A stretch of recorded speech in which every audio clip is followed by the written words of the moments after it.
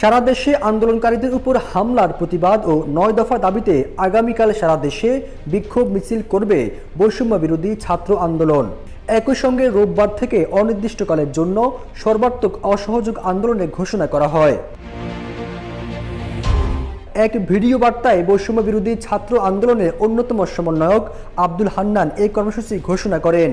তিনি বলেন, সারা দেশে ছাত্র নাগরিকদের শান্তিপূর্ণ আন্দোলনে হামলা করে খুনের প্রতিবাদ ও ৯ দফা দাবিতে আগামীকাল শনিবার সারা দেশে বিক্ষোভ মিছিল ও রোববার থেকে সর্বাত্মক অসহযোগ আন্দোলনের ডাক দেওয়া হলো। আগামীকালকে সারা দেশে প্রতিটা পাড়া মহল্লায় প্রতিটা জায়গায় বিক্ষোভ কর্মসূচি পালিত হবে। এই আন্দোলনে সারা দেশের জনসাধারণকে অলিতে গলিতে পাড়ায় পাড়ায় সংগঠিত হয়ে এই কর্মসূচি সফল করার আহ্বান করে সমন্বয়ক আব্দুল হান্নান মাসুদ।